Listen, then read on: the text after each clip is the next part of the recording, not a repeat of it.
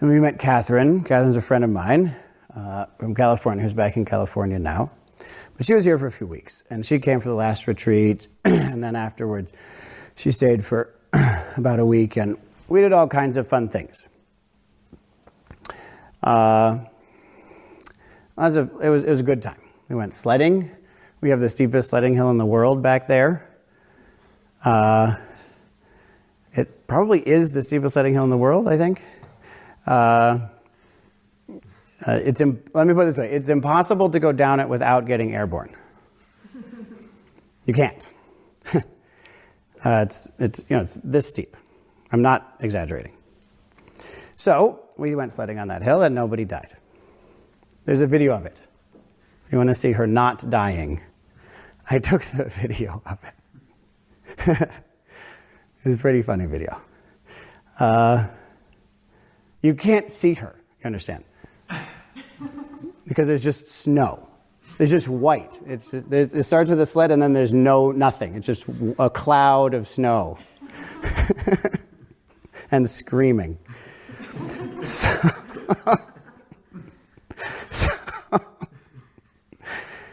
we did that. We went to a Spider-Man movie, a cartoon one. It's fantastic. I recommend it. She fell asleep. And we talked next to the fire. And as we talked one day, she mentioned that when she was younger and not as wise, she would sometimes walk into a donut shop. I know the one, actually, because she's from part of California where Oak is, where our new center out in California is. So I actually know this donut shop. She'd go in there and hold up $50 cash with her friend. This is when she was 19 or so, teenager. And challenge everyone there to eat a dozen donuts. And if you can eat a dozen donuts, I'll give you $50. And then she would watch them suffer. And that was fun for her. You know, that's how it goes. We all have those stages in our lives.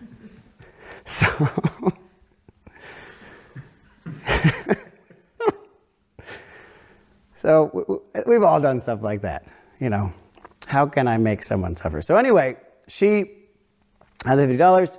She would buy them a dozen donuts, put them in front of them, and then watch them fail to eat the donuts. And no one ever did. No one ever did. No one ever ate a dozen donuts. No one. That's how many people. 0 people. And she was telling me the story. And I thought,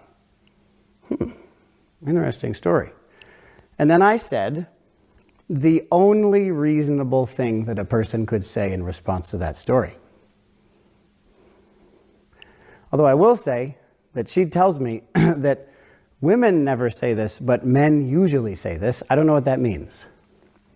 Anyway, I said it because as far as I can tell, it's the only reason. Yeah, you know what it is.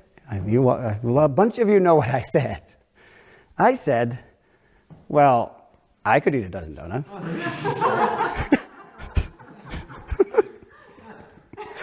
What are you talking about? It's just a dozen donuts. I mean, it doesn't seem that hard. And she said, no, you can't. Very clever of her, isn't it? Clever response. Yes. We all know where this is going. So I said, yes, I can. And she said, no, you can't. Clever. Even with that tone of voice, even. Yeah. We all know who's the master and who's the puppet in this situation.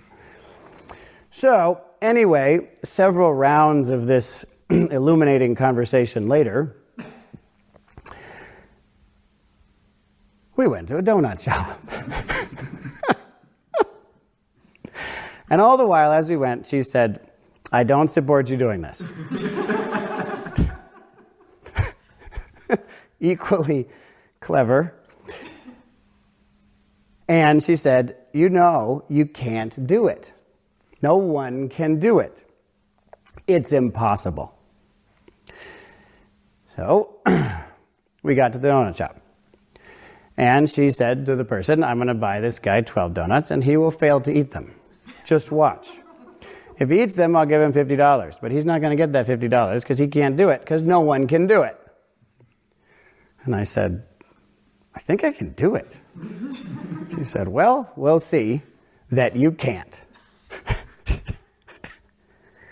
So we got the donuts. And we went to the table and sat down. And she said, you know, the easiest thing for you to do is to give up right now. It's okay. We can take the donuts. We can bring them back. All the residents at the monastery will like them. It'll be great. It'll be a gift. Don't worry. It'll be fine. I said, no, I'm going to do this. She said, you're not going to do it. You're just going to fail. You're just going to get sick. No, I'm going to do this.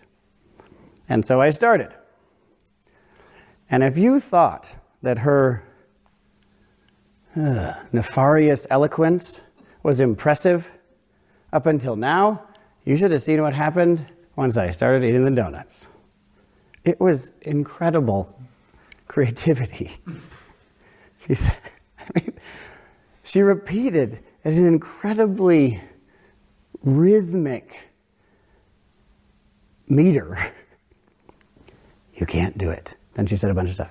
You can't do it. Said a bunch of stuff. You can't do it. Said a bunch of stuff. You can't do it. Said a bunch of stuff. And what are these bunches of things that she was saying? It was incredible. Said, you're going to get sick, and then you're going to feel bad. You don't want to feel bad, do you? Feeling bad is bad. So just stop now, because what? You can't do it. That's why. Of course you can't do it. And besides, if you eat all this sugar, you're going to get diabetes. You are. You can get diabetes tomorrow. It's going to be terrible. And then lots of people are going to take care of you. There's no reason for you to get diabetes. You can't do it anyway. There's no reason to try and fail. You might as well just not try and fail. Because that way you won't get sick or diabetes. I kept going. At this point, I was one donut in. I mean, she's going. She's got this down. So I had eaten one donut at this point, and I have to tell you, I was feeling kind of sick. One donut? I eat one donut without noticing it. So, and if there's anything I could do, it's eating donuts, okay? So I was sick after a donut, and that was strange to me. How am I sick after one donut? Well, whatever. Just 11 more to go. Start on the second donut. You know, people aren't going to like you if you do this. I mean, imagine, people are going to hear that you that you failed to eat 12 donuts, you ate like 3 donuts, you're going to suffer 3 donuts, they're going to hear, I'm going to tell them. And then they're going to have less respect for you, because you're the kind of a person who would eat lots of donuts. That's immature and stupid. You don't want people to think that you're immature and stupid, do you? Besides, you can't do it anyway. Okay? Managed to get that second donut down somehow, but at this point, I'm actually starting to feel dizzy. I don't know why. It's just 2 donuts. Start on the third donut. You know, sugar is a gateway drug. I'm not making any of this up. She said all of this. This is real. Sugar is a gateway drug. You're going to eat just a few more donuts. Next thing you know, you're going to be on heroin. And somehow, I'm sort of sick now. I have so much sugar coursing through my head. And I'm actually starting to believe her. It's true. I might be on heroin. It's possible. I don't want that. That would be irresponsible. What is I talking about? I'm not going to use heroin because I ate donuts. Get back to the task at hand here.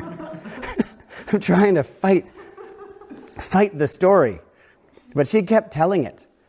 Furthermore, not only is sugar a gateway drug, but the international sugar industry is socially and environmentally irresponsible.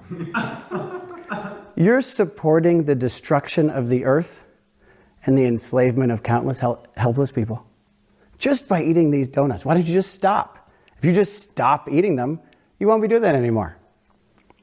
And besides, you can't eat them. You're going to give up anyway.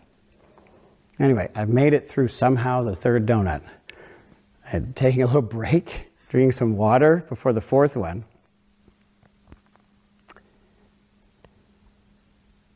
It kept going. I got through 6, 7-ish, and then I gave up. I was sick. We left that shop. I was a failure. I totally failed at this task that I thought I could do, but obviously I couldn't do it because maybe no one can do it. She was done. She had done her job. She started talking about other things. And we went to have dinner with two of my other friends, Josh and Bonisiwe, at which, let's be clear about something here, I ate dinner.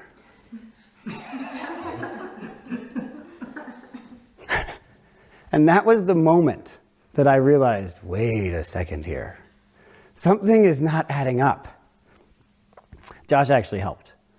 Josh just mentioned to me, he said, because we told him the whole story. She had taken a lot of pictures, some video of all of this happening. And so she showed that to Josh. And Josh, at the end of dinner, he just mentioned to me, you did eat dinner, you know. You noticed that you ate dinner, right? Just saying. I thought, wait a second. I ate dinner. So,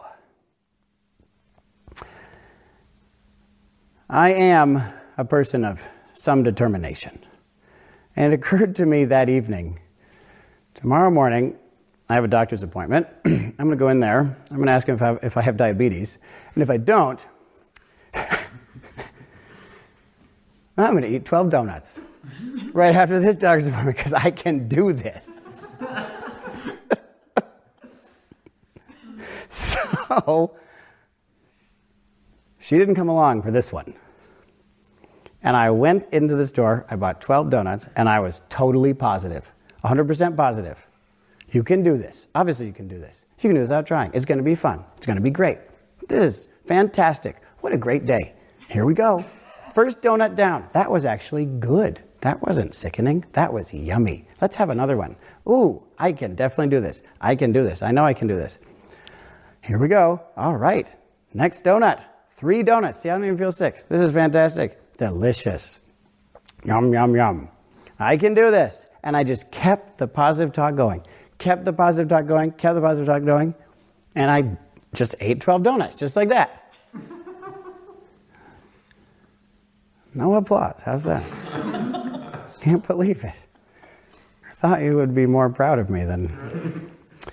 Oh yeah, gross. She said that a lot. Good point. I forgot that part. She said, you're gross, disgusting, reprehensible, repugnant. She had a lot of useful words for me. Anyway, I did it. I ate the 12 donuts. And I'm just telling you this because the story you tell, the way you talk to yourself, has an enormous impact on whether you can do this or not. If you say enough that you can't do it, then it'll just be true. And if you say you can do it, well, I can promise you you can do it. You can definitely walk this path. Anyone who has the determination to walk this path can walk this path. Absolutely anyone. There's no one who has the determination to walk the path who can't. Because everyone who has the determination to walk this path can.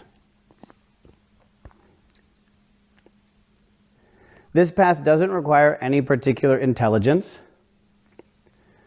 That doesn't require any particular physical capabilities. It requires just the ability to be determined to walk it. If you have that determination, you can do it. Everything else in your body and your mind just become the field, the arena in which the path is walked. And each of us has a different arena in which we walk this path. Fine. Make use of it. Have fun in it. But know that if you have the determination to do this, you can do it. This path isn't like other things. Not everyone can become a doctor. Not everyone can become a teacher. Not everyone can become a professional athlete. But everyone can walk this path. In the same way that we have weights over there, yes? The same way that you can say, not everyone can lift the 30-pound weights, right? That's true. It isn't the case that everyone can lift those weights. If we had a 1-pound weight, I don't know if we do, maybe we have 1-pound weights. It's also true, not everyone can lift a 1-pound weight. Maybe everyone here can, but not everyone can. But everyone can lift no weights. Everyone can do that. The same way, not everyone can tell this story or that story.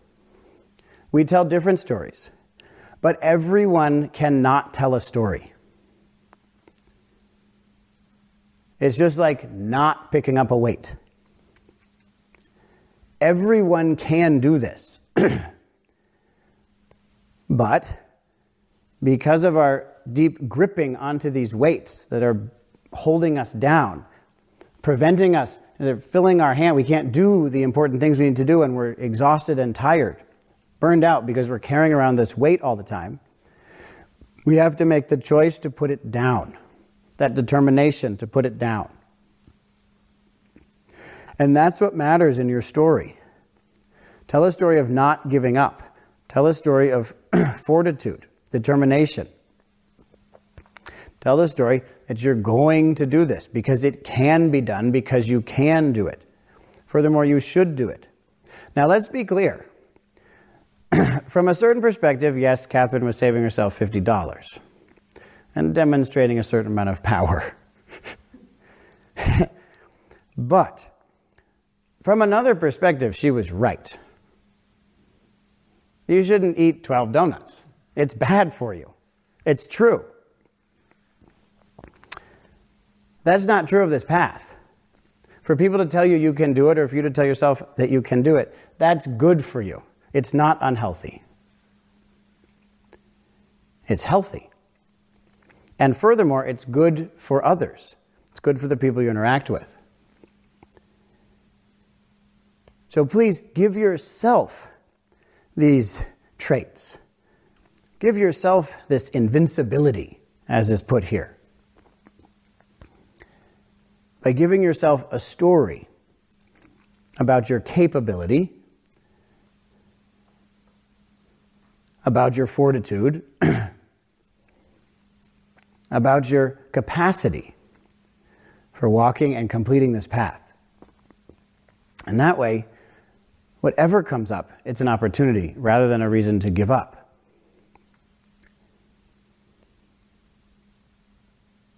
We will have to question our stories. We'll have to put them down at some point. This path doesn't actually change that. We'll have to do that either way. The question is that a process of suffering or a process of rejoicing? Is it a process of feeling injured, feeling hurt, destroyed, or a feeling of being liberated, freed?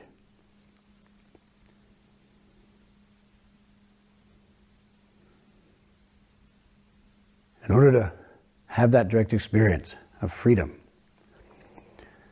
please don't give up. Whatever happens, keep going.